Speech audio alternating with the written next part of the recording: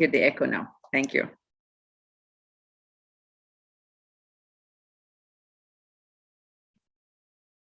Okay. نبدأ. بسم الله الرحمن الرحيم. Your Excellencies, distinguished guests, good morning, afternoon, evening, and night from wherever you are around the globe.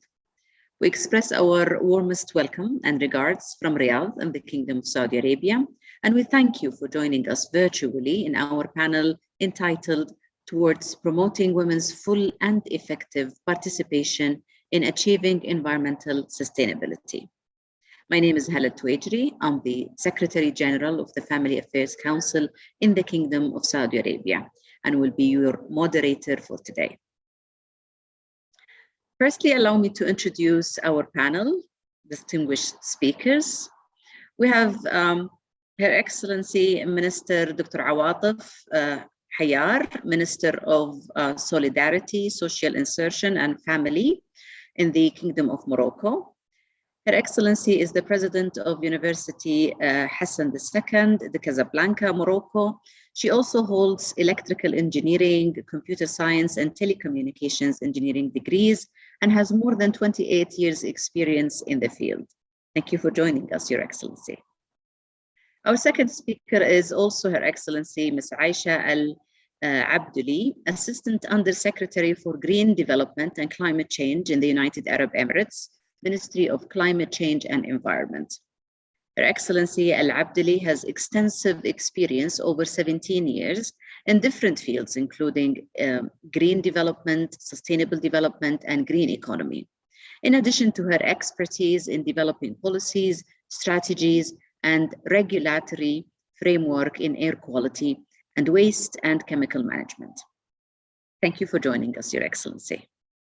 We have Mr. Assam Abu Suleiman from the World Bank, and he's the country director of the GCC. Mr. Abu Suleiman has been the country's director of the GCC since August 1st, 2018. His regional expertise include Africa, Asia, Europe, Latin America, and the Middle East regions. You're welcome, Mr. Assam. Ms. Mara Morello Correa, Senior Program Officer, the United Nations Environment Program. Ms. Morello Correa coordinates the work on intergovernmental affairs and supports the interagency work at the UNEP, New York office. She has more than 30 years of experience on environmental and sustainable development policy and multilateral negotiations, as well as in the implementation of programs at the global, regional, and country levels. She has worked with UNEP for the last 13 years. Welcome, Ms. Mara. Thank you very much for joining us. Our next speaker also is Ms. Noor Al-Isa, Senior International Policy Analyst at the Ministry of Energy, Saudi Arabia. Ms. Al-Isa worked in the G20 Employment Working Group in policy support in 2020. Thank you all very much for being on this panel today, and we would like to start. There's much to do to increase women's full and effective participation globally, especially when addressing sustainable development. Climate change impacts women and girls disproportionately. According to the United Nations reports, climate change will be an added stressor that will set back women's advancement. And recently, the recognition of women's right to protect nature has been one of the most frequent demands of recent decades, which is reflected in many international conventions, including the Rio Summit on Environment and Projects and the establishment of energy efficiency programs. On average, 43% of the agricultural labor force is in developing countries. And additionally, the WEF notes the United Nations research showcasing 80% of people displaced by climate change are women. However, on a positive note, in spite of the effect of climate change on women, according to the UN, women can also be seen as active and effective agents and promoters of adaptation and mitigation. In our panel today, we will discuss the importance of considering the participation of women in all capacities towards achieving sustainable development, including through economic progress, environmental sustainability, and beyond. Before we begin, I would like to remind the people who are watching us today that they can share their thoughts and questions and address questions to our speakers in the chat box, and we will be collecting them and asking the guests to answer them towards the end.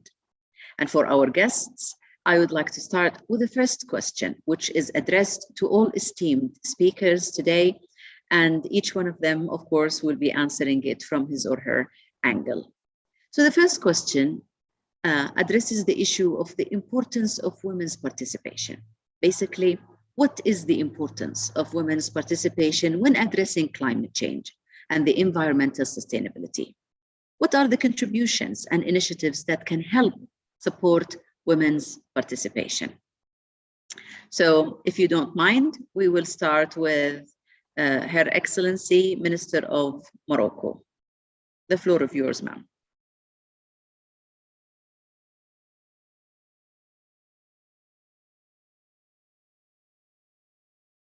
Thank you very much, Madam the Chair, Excellencies, ladies and gentlemen. I would like first to congratulate the Kingdom of Saudi Arabia and all the partners in organizing this very important event, and also for inviting Morocco to join this event and participate as panelists. This event, which coincides with the celebration of the International Women's Day and as a side events of the 66th session of the CSW, is an opportunity to congratulate ourselves for the achievements made by the international community towards the consecration of the equality between men and women, despite the challenges that persist and limit their full and effective participation in public life. In Morocco, the participation of women in public life has undergone a remarkable evolution during the last years in all areas, thanks to the guidance of His Majesty King Mohammed VI, may God assist him. In this respect, the beginning of this millennium has known a revolution on the way to the promotion of women's rights, in particular the adoption of the Family Code by 2004 and the adoption of the legal arsenal which guarantees the enjoyment of their socioeconomic rights, such as nationality code, labor code, criminal code, the code also of criminal procedure.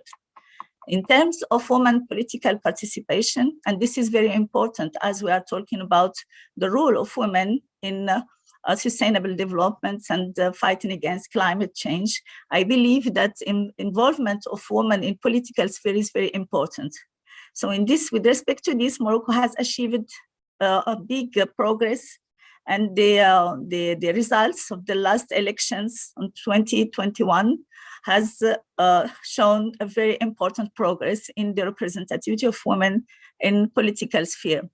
For instance, the percentage of participation of women in the parliament passed from 20% to 24.5% between 2015 and 2021. And also the local representation was very, we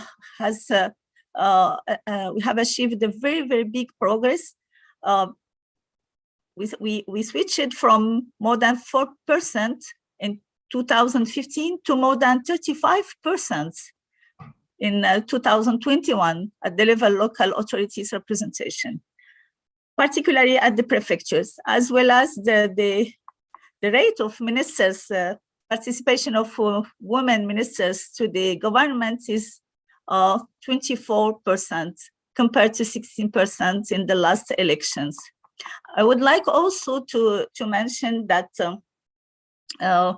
we have also three women mayors leading three big cities: Casablanca city, Marrakesh city, and Rabat city. We have also, and all these cities are launching a smart sustainable cities program under the leadership of these women mayors.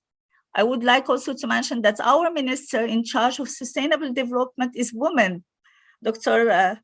Leila Ben Ali. She's also in charge of the energy transition. I would like also to mention in Morocco that we have the two we had two presidents of universities, now only one because I have the honor to be appointed minister by His Majesty the King Mohammed VI, my God assist him.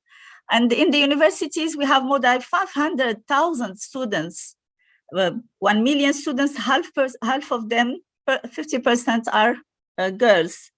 And I would like to mention also that more than 3 universities are ranked in 3 times higher education impact change ranking. This is very important. And University Hassan II of Casablanca was last year ranked in the 17 objectives. And University of Kenitra was ranked first.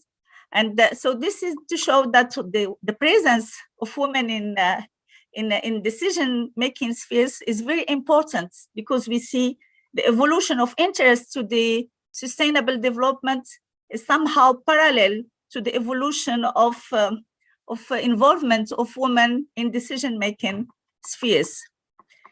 Also, more than 3,100 NGOs are active in Morocco with the strong participation of women. And last week, as a side event to the celebration of International Women's Day, the Council of Declaration of Marrakesh 2020, led by His Royal Altesse Royale Lala Mariam, Princess Lala Mariam, we launched with the Ministry of Solidarity, Social Insertion and Family Academy of Tamkeen, which is a kind of community college open to women without any qualification and without age limit, to open equal opportunities to women, and also for the women in vulnerable situation, so that they can access to knowledge, and to empower them to be active in the decisions related to sustainable developments.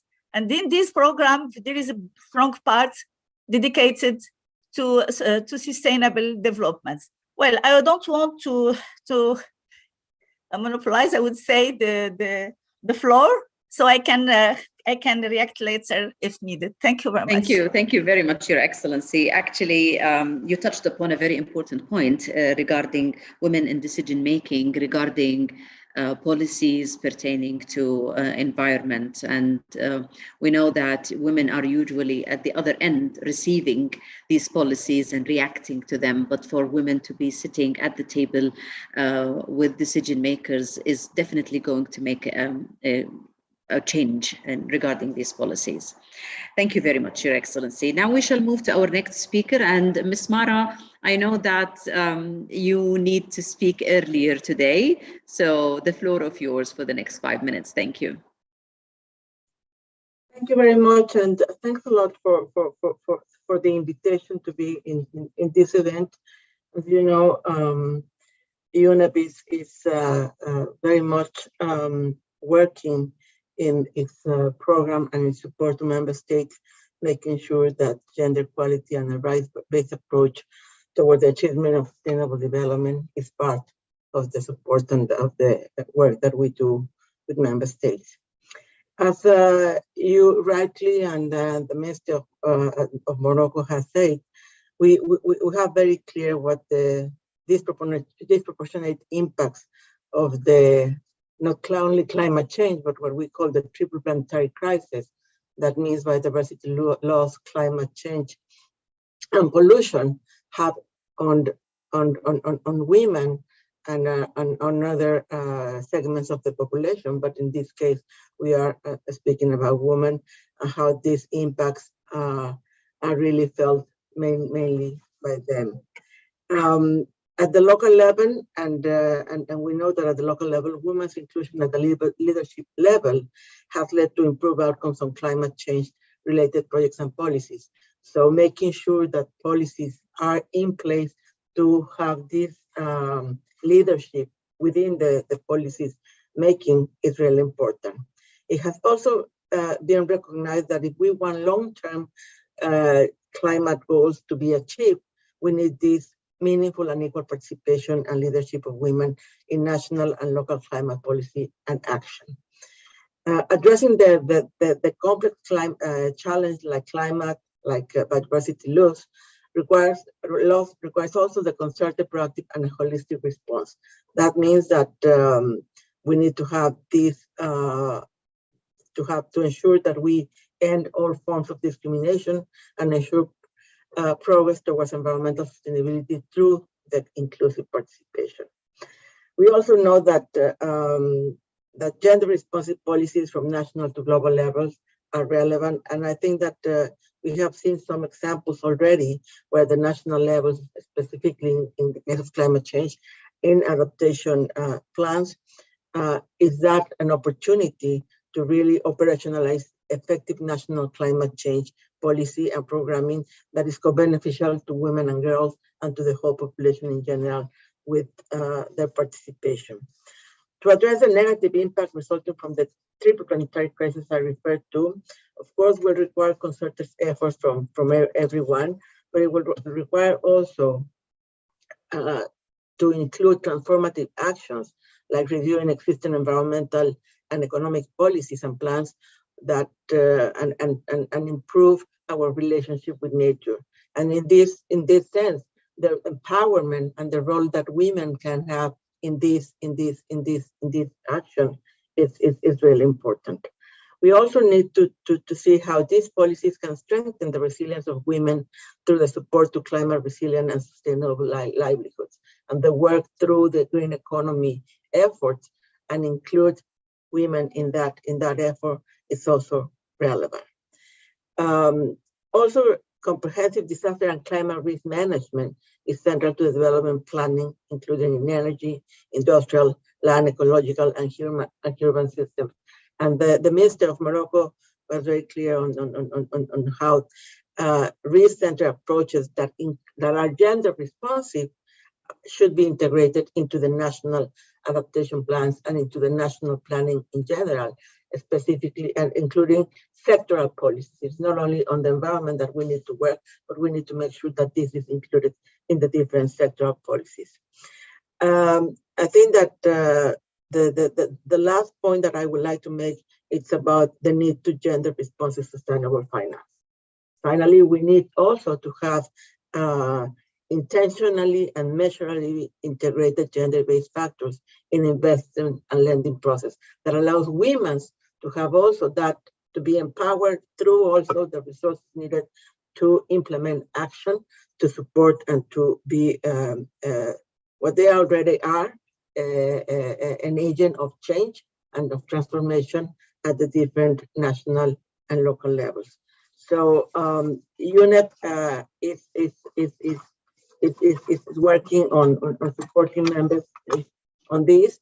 And just to add to what the Minister of Morocco said, we are very proud also that the Minister of Morocco is right now the new president of the UN Environment Assembly, and that she will be there for the next 2 years, working and leading the work of the Assembly. Thank you very much. Thank you very much. And that's great news to us also, and we congratulate the Minister of Morocco on that role.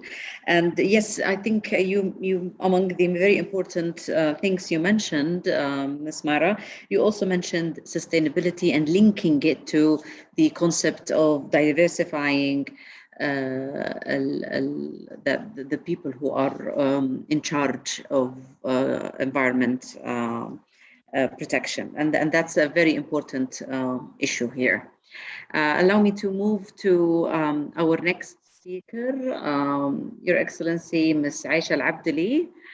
We would like to hear from you also on the picture in the United Arab Emirates. Floor is yours. السلام عليكم ورحمة الله وبركاته. مساكم الله بالخير جميعا. Good afternoon everyone, and first let me start by thanking the Kingdom of Saudi Arabia, and in particular our colleagues and friends at the Family Affairs Council for inviting us for such an interesting session today. Today, we witness so many leaders striving to ensure the sustainability of our planet and for the sake of tomorrow's generation. So it's not a surprise to see that so many of them are strong and inspiring women. Women actively participated in Rio Earth Summit. Let me take you back to that time, and succeeded actually in obtaining a chapter on women and sustainable development, and that document the future we want, which stressed the importance of gender equality and women's empowerment for sustainable development and our common future. It reaffirms as well the commitments to ensure equal rights and for women to access the opportunities for participation and leadership in various fields. If we also go back to 1995, in the fourth World Conference on Women held in Beijing in September 1995, that emphasized on the empowerment, full participation, and equality of women as the foundation of peace and sustainable development. And the plan also recognizes the sustainable development policies that do not include both women and men will not succeed in long run. So women often face the brunt of climate change, most evidence in poor and vulnerable communities, when often women have primary responsibility actually to ensure access for drinking water and firewood for cooking, where modern cooking means are not available. So critically that their voices are heard. Inclusion and diversity critical for strong climate actions in all sectors, and women engagement, we believe that will strengthen and will enhance the strengthening of climate action. Thank you. Thank you very much, Your Excellency. And well, I can't agree more with everything you said. But the fact that you touched upon the daily routines of our lives, where women are actually in charge of the actions that eventually will lead to protect our environment. So we need to pay attention to women in decision making, but also not to forget that women are also the end, if we may say, the end beneficiaries of all of these policies that we put forward. I shall move now to our next speaker from the World Bank, Mr. Isam. Mr. Isam, the floor is yours. Thank you, Dr. Hala, and really it's a privilege to be in such a panel with such distinguished ladies, and I'm glad, as I told you earlier, to provide some gender diversity, but not balance, because it's very, very far from a balance here, giving the power of women. Let me say a couple of things before I go to the opportunity. One is, our main mission in the World Bank is to eliminate extreme poverty and to have shared prosperity. And climate by itself, we estimate that not dealing with the climate issues will push another 130 million persons from around the world into poverty. So that's huge in terms of like the fight to eliminate extreme poverty. The other thing is that our approach that we have taken in the World Bank, which is the grid, which is basically green, resilient, and inclusive development to go across in all our operations. And third, that is extremely important for the climate, is that 35% of our funding around the world will have to have a climate co-benefit, which is something that we have put forward. And we have until now put around $85 billion towards that.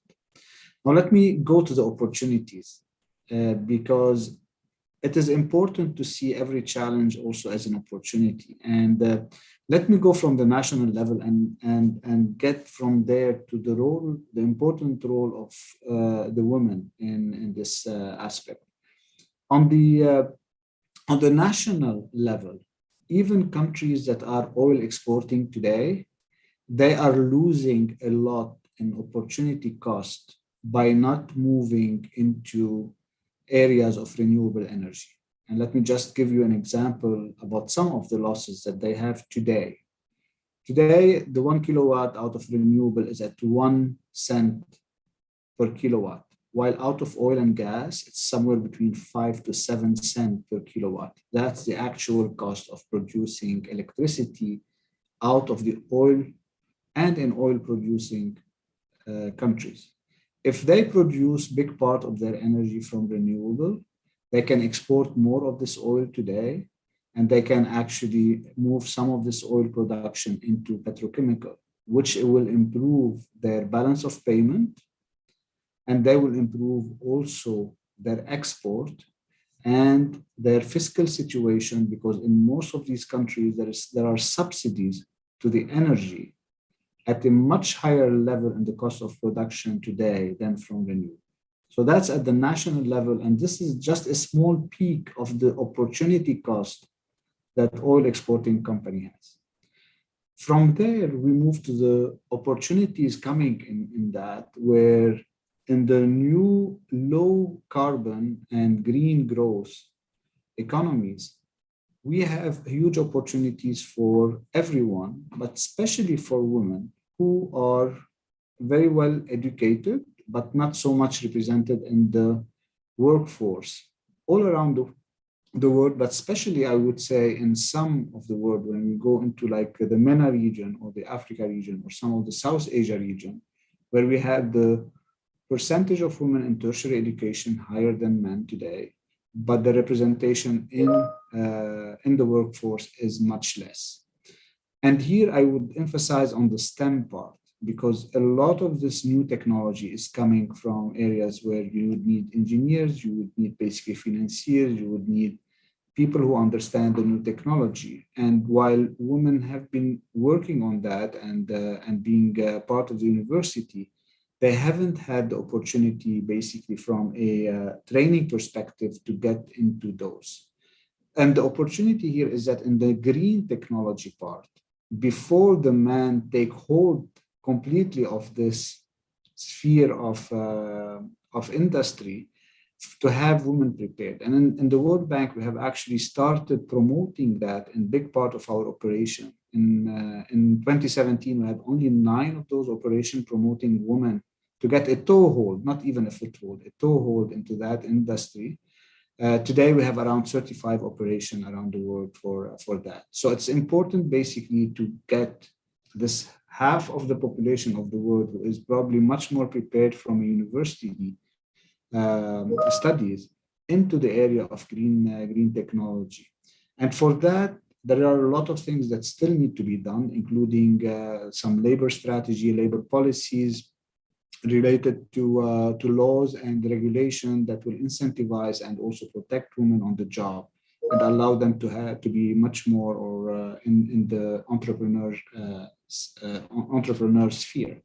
So these are like a little bit of the opportunity that are out there, but they will not come on their own towards women. I think there is work to be done all over, but it's a huge opportunity for women to be able actually to solve this issue, because it cannot be solved only by men, or like half of the population and part of the other half working and innovating in that sphere. Thank you, Mr. Assam. And I believe nothing can be solved without women, right?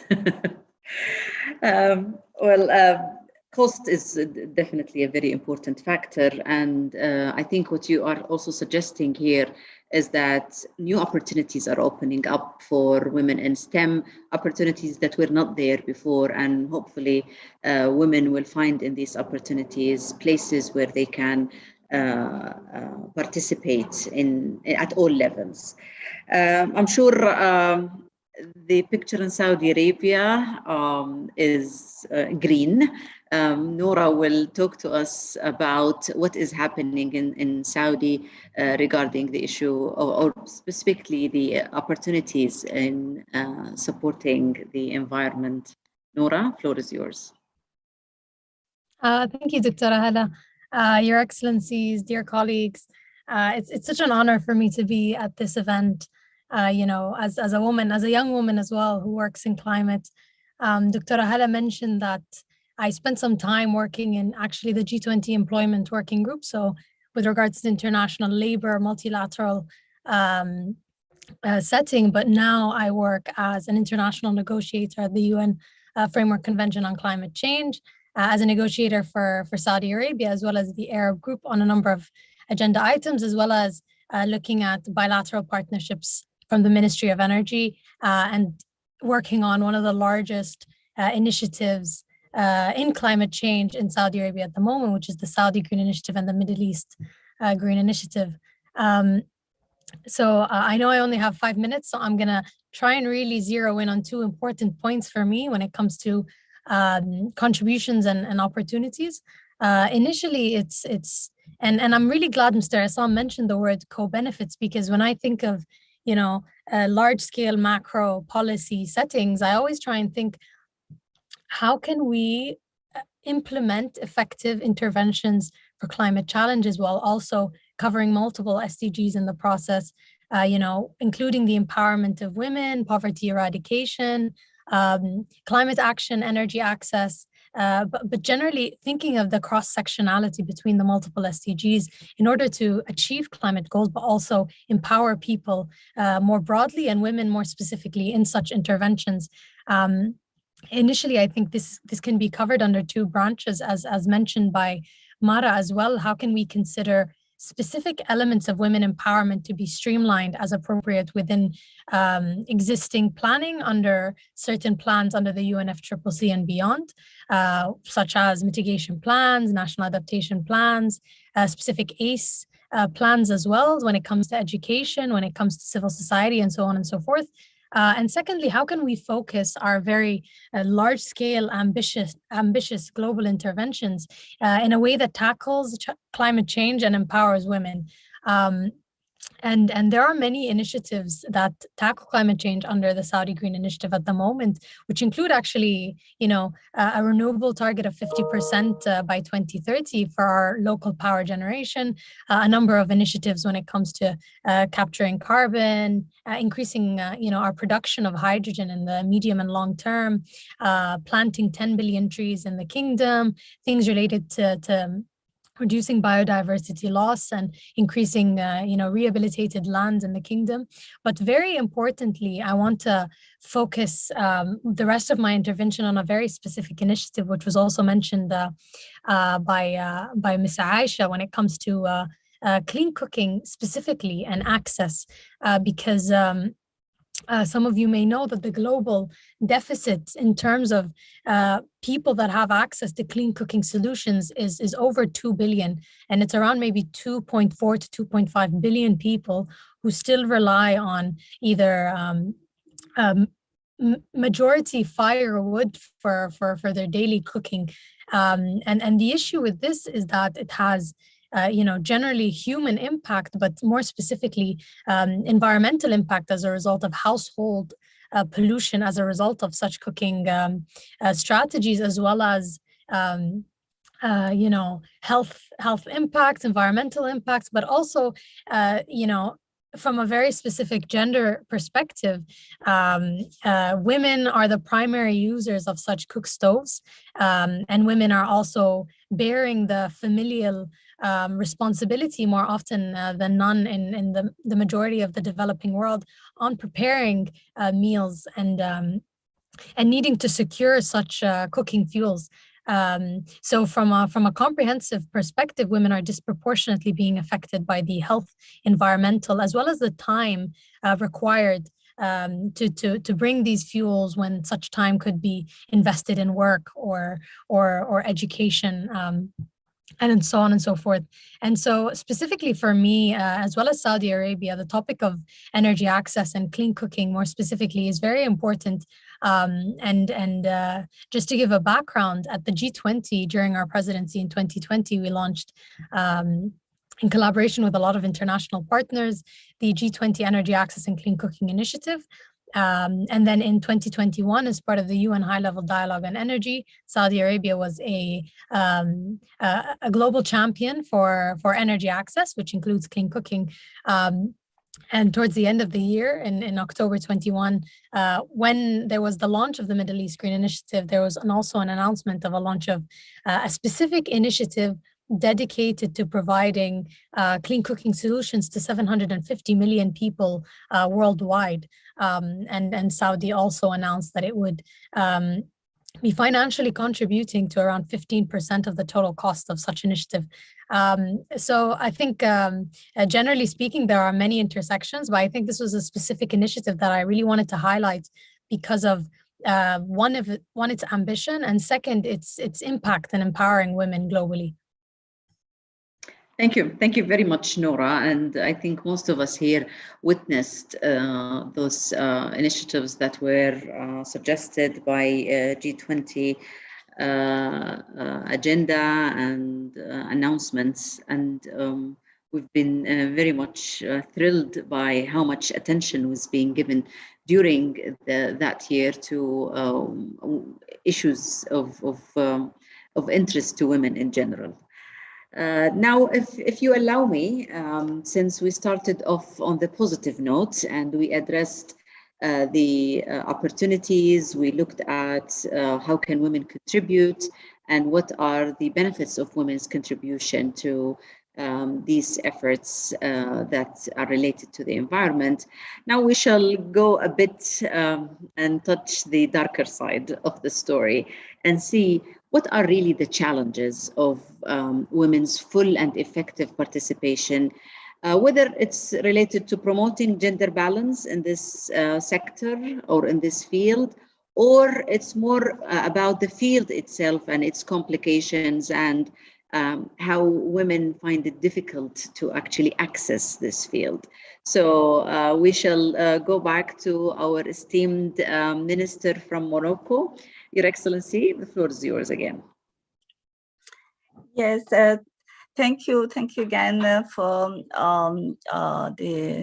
the question. So yes, there are many challenges, and I believe that the most important challenge is the access of women to the political spheres and decision-making spheres, and this is why. Even we have seen during last decades an important progress in all our countries, and but still, I would say a lot to do, and we need to ease this access to women. And for me, one important lever is to find how to balance between private life and professional life. I can, as I said, I was president of the university, and I was we have more than 50% of students girls laureates, but when we check the labor market, we don't find these women in the market, and this is because when women has to choose, we choose, of course, sometimes, and to balance, we choose the private life and more than, I would say, professional life. And this is not fair. And this is why in Morocco we are working to develop laws that can help women to make this balance in terms of, distance working through ICTs technologies and digital technology, also laws that can push more the fathers, to have also parental leave, and so that they can also take care of children, and because this is the responsibility of both fathers and mothers, and also we are working to help also as I said, even vulnerable women from vulnerable social classes also to access to education and accompany them so that they can be more active in labor market.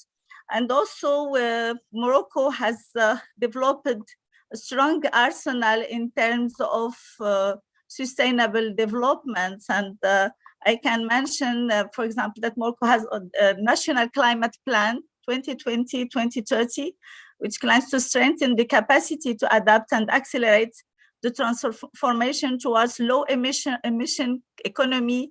We have also launched the green generation program. This was launched by the king in Morocco in 2020, and this program is oriented to youth, and women and girls are strongly encouraged to apply to this program. Also, I think that it's not matter of complexity, I would say, of the field itself. I even can say that this is the opposite. Women feel more comfortable in the sustainable development programs because we are more taking care of the we are more concerned. Sorry, Monsieur. We are more concerned by kids and by future generation. And if we have this strong concern, it's easy to address and to push for more sustainable development. So to conclude, I think that first we need to ease the access of women to decision-making spheres. And I am positive with this because we see that this is on progress. And the last, as I mentioned in Morocco, the last results of elections are very positive. And as one of our colleagues said before me, Dr. Leila Ben Ali, our Minister of Energy Transition and Sustainable Development, is leading now the Commission of the Environment Assembly at United Nations. So this is a very positive signs. So push women to be more active in decision-making spheres. Also develop laws so that can help women to balance between private life and professional life, and also work on access of women to education. This is important, especially in rural area, because what we have seen in Morocco is that when girls are in the preliminary school, and we have 50%, but at the high school, these rates drops to less than 30%. We lose that more than 70% in rural area. And this is why in Morocco, in collaboration between our Minister of Solidarity, Social Insertion and Family, and the Minister of Education, we are working to develop distance learning, so that the girls that cannot, access to schools because of the culture, and when the girl, it's a little bit 13, 14, sometimes the parents refuse that the girl go to the school or high school, which is 50 kilometers far from the village. So with the digital technologies, we can bring the school to the girls at their village. And yes. This is some of the rules or some of the perspectives that we are developing. So again, thank you very much for the invitation, and I would be very happy and pleased to develop bilateral or multilateral programs so that we can develop more concrete actions together. Thank you very much. Thank you very much, Your Excellency. And it's music to my ears coming from the Family Affairs Council that you address the work-life balance challenge, and that it's not only a challenge women are facing regarding the environment, but it's a challenge that women are facing in general. And we should not leave any discussion of in relation to women empowerment without addressing this issue. Yes, we all do need family-friendly policies. So allow me now to move to our next speaker. Ms. Mara, are you still with us?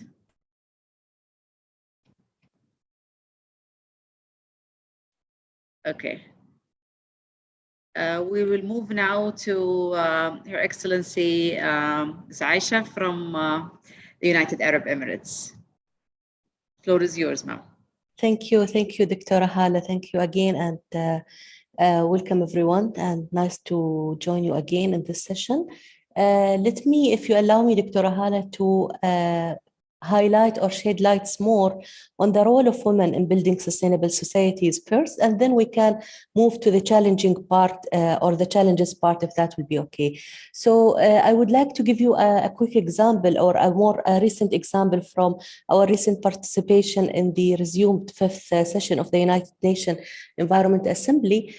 During our participation, it was really, very nice to see that the participating female cadre constituted 100% of UAE delegation was actually from women, and it was female representative at that assembly, and that actually proved the importance of women empowerment and their, I would say, active role in highlighting the country's effort in various international forums to ensure the achievement of sustainable development. Today, we see more women, alhamdulillah, at the forefront of the march to lay down various sustainable development policies, plans, invent green solutions and innovations. And I was really happy to hear from Her Excellency, the Minister from Morocco, and my friend Noura from the Kingdom of Saudi Arabia about the examples that they have so far implemented in both countries.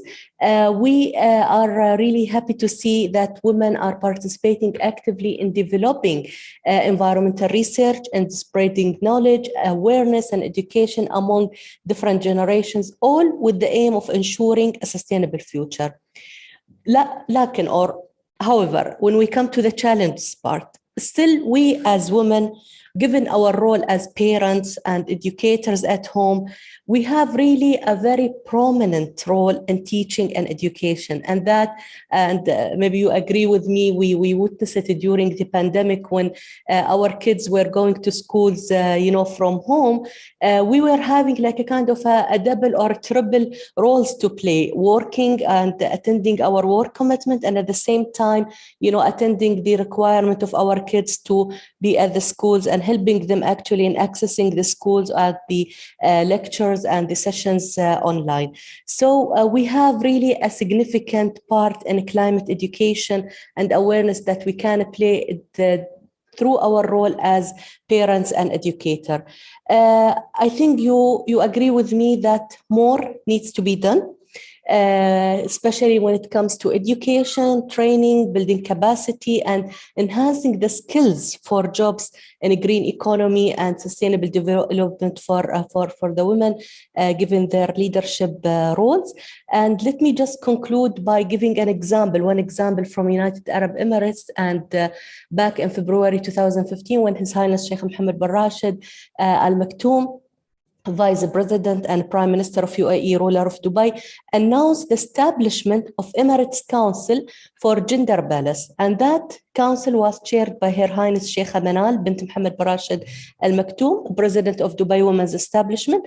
And that council, it aims to reduce actually the gender gap in all sectors of the country in order to achieve equal opportunities for both men and women to participate in sustainable development process and achieve the country's vision and influence locally, regionally, and internationally in the issue of gender balance. Thank you, Dr. Hala. Thank you. Thank you very much. And it's great to hear about all of these issues. And I think we all come together when addressing the challenges. It seems that challenges are challenges no matter where we are. I shall move now to Dr. Isam. If you have, I'm sure you have a lot to add about the challenges that women are facing in this field. Thank you. And look, I'm not gonna try to repeat what has been said, because I agree with all of it. I just want to add from there that in MENA especially, we have a great opportunity being COP27 in Egypt and COP28 in the UAE. And I'm glad to see Her Excellency with us here, and she has a huge responsibility in front of her for the next year and a half to prepare the one for UAE. But I think if we think about those two COPs, 27 and 28, as continuation And a lot of coordination probably could be sprang out of those two COPs to promote and the role of women, but also to take away some of the impediments for women participation.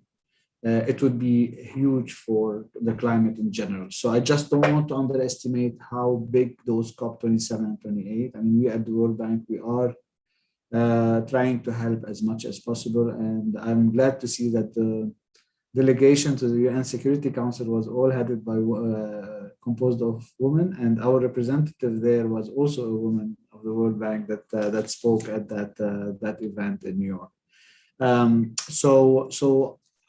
So this is to underline, I think, Dr. Hala, and you have also in the rest of MENA, you and the UAE and the Egyptian and the Moroccan and probably all around the MENA to bring a coalition together to bring that forward. It is a big challenge, you know, because of the limitation in some countries of the role of women on the political side and so on. Let me go a little bit to the challenges that we see, and there are a lot beyond what has been just said. I think one of the big one is that when we look at this subject, we look at it as interaction, like interconnection, if you want, between like people, planet, and the economy.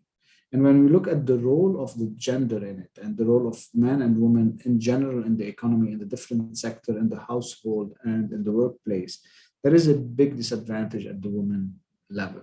And I'm talking here in general, globally, you know, and the way that we see it is that women definitely have a limitation in access to resources, being at the institutional level, at their own rights, or at like access to finance, access to assets. And then when they are hit with a climate issues that affect their health or employment, then they have very little resources of assets to hold on, basically to help them weather that specific thing. So that's on the issue of like how do you weather it. Then when we come to employment globally, I mean, women are like in service industry, they are in agriculture, and both of those are very much prone to risk from the climate. And what we expect is that they will be unproportionately, especially in poor countries and poor part of the population, they'll be hit disproportionately at the women level.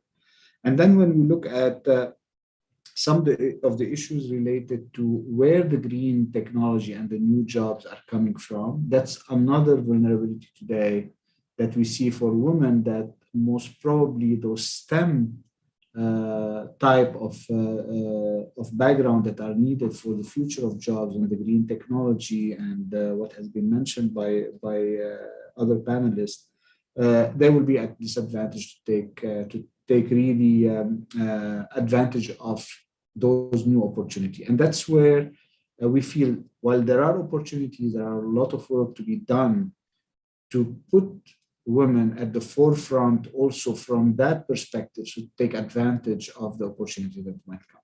Let me stop here. It's there is a lot of there to say in terms of like the vulnerability and the disadvantage, but all of those could be turned actually into an advantage for the future of work and the future of women as a solution provider for the climate. Thank you very much, Mr. Assam. And I think that I personally have a problem with linking vulnerability always with women, because I don't believe that women are vulnerable. I think there are women who are put in situations of vulnerability, and it's the situation that makes them vulnerable. They are not by nature vulnerable. And that's what we would like to keep promoting in terms of, you know, even issues of climate change and the environment and all of that. Is that women need to support, yes, that case, but also it's a case that the entire, you know, society is facing in general. I shall move now to Noura Al-Isa from the Kingdom of Saudi Arabia to give you the floor, Noura, to address the other side of the coin here and speak about what do you see as challenges to either women's participation or to what women are facing as a ramification of the climate change and the issues related to the environment. Thank you, Dr. Hala, and thank you to all the speakers. And I think, Dr. Hala, if you don't mind, I may want to stay on the positive side and talk a bit about enablers, because I feel like you know, all the speakers covered a lot of the things that I was going to mention.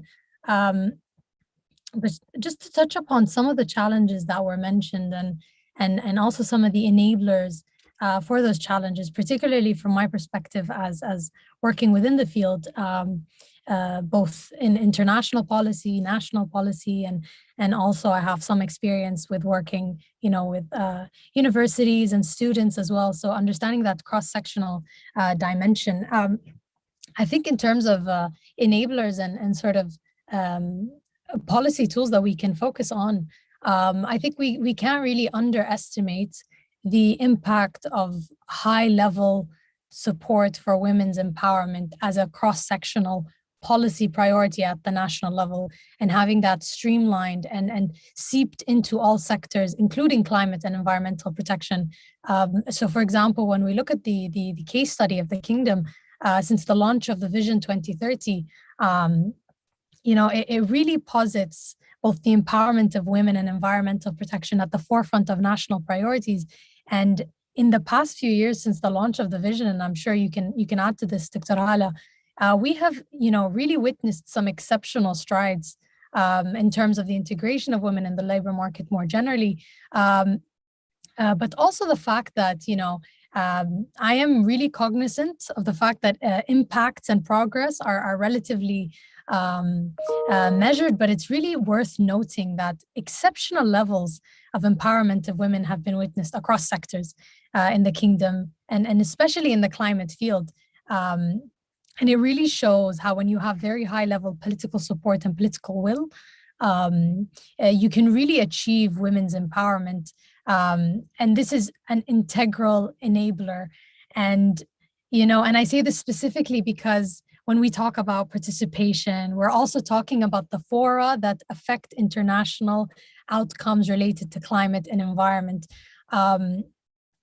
And I really want to, I know Her Excellency is no longer with us, but I really want to applaud and heavily highlight the point that was raised by Her Excellency, Ms. Aisha, on leading by example and negotiating delegations. And I'll just use an example of our negotiating team at, for example, COP26 last year in Glasgow, and some of the lead negotiators across agenda item were women. I myself had the privilege of leading 2 agenda items. Our Article 6 lead negotiator was a woman. Our transparency negotiator was a woman. Actually, the transparency team was 4 women. And the coordinator for all of the SAPSTA, which is a big segment, half, maybe 50% of negotiations, was also a woman. And when we see this, especially when young people, young women see these kind of live examples of the sectors they might strive to work in, it's a really psychological effect of embedding that idea that these are sectors that are plausible for their future participation. And I think we can't underestimate the combination of political will and high-level support and representation in these public international fora. And I just really wanted to highlight this point. And just to add to a point that was already mentioned about women's full and effective participation has to happen across multiple levels and layers. Meaning, you know, although there are different kind of roles to play, they are all important and they are all valuable. And they can all affect sustainability, be it in the home, be it in policy making, and this should not be underestimated or disaggregated in terms of importance. So for example, incorporating sustainability priorities in education at the local level and community-based education is really, really critical, especially given also the point raised about education at the home. If we have some of these ideas on sustainability in the MENA region, for example, a woman can really be a force of change in terms of affecting sustainability practices in her home and through education to her children and sort of shifting mentalities and ideas on this, whilst raising the next generation of thought leaders and policymakers. And I think the last point that I wanted to highlight as well is that we need to also highlight successful women in power that have used their platforms, even if they are outside of the climate world or perhaps environmental protection by occupation, but have used those platforms to sort of vouch for specific elements of relevance for sustainability. And I'm just going to use the example of Princess Rima bint Bandar, who's our ambassador in the US, but she also launched this global walkathon, which is called the Catmosphere, during the Saudi Green Initiative and after, to raise awareness on the plight of big cats. And this was sort of a massive initiative where people around the world were taking a walk and sort of emulating one of like a biodiversity, essentially a biodiversity cause. And she used such platform to kind of advocate for that issue. And that kind of leading by example should also be highlighted as a key enabler to women participation, women empowerment. And with that, I will close. Thank you, Dr. Hal, and thank you all. Thank you, Noura. Thank you very much. Well, yeah, as you said, as you promised, you stayed on the positive note, but actually that was very informative. So to sum up, then we can conclude from this interesting discussion that we can turn challenges into opportunities if we wish, and we can see some of the opportunities also as challenges, depending on the approach we take. And we can also conclude that when it comes to women's empowerment, we are still addressing issues of women empowerment in general, but looking at them from the angle of the climate change and environment. But we are still addressing access, glass ceiling, still looking into family-friendly policies, still looking at diversity in the workplace, and all of these issues that keep recurring whenever we start talking about women's empowerment, which takes us back to, as you said, Noura, towards the end of your speech, that probably we need more role models, more platforms that, through which we can address issues of climate change and women empowerment, or economic empowerment and women empowerment. So we make sure that everybody understands that women empowerment is not a luxury. It's not something we do just to, brag about human rights or women's rights, but it's something that is fundamentally and instrumental in creating and sustaining growth in any field or in any sector, and climate change is no exception. Before closing, I would like to ask you if you have anything to add before we close this beautiful session of today. Mr. Isam, is there anything you would like to add?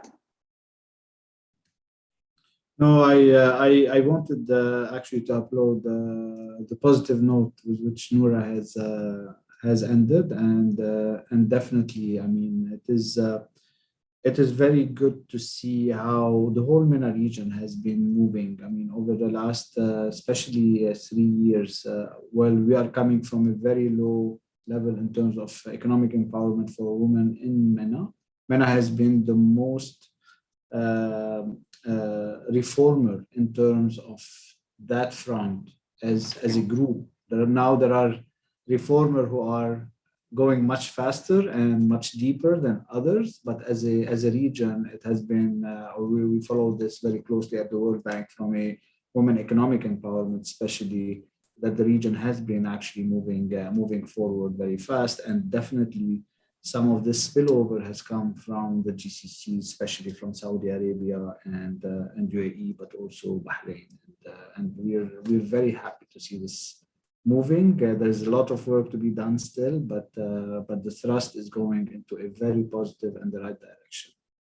Thank you very much also for having me on this panel. I really enjoy this subject in particular and the importance of it for globally, but especially for the MENA region. Thank you. Thank you very much, Mr. Assam. Noura, is there anything else you would like to add? No, I mean, thank you, Mr. Assam. It is, I think, easy to talk about something when you're so passionate about it, and when you live and see its impact on a daily basis through your work. So with that, I just wanted to thank you for hosting me, and thank you, Dr. Hala, for the great moderation. And yeah, thank you to everyone, and I hope the viewers enjoyed. Thank you.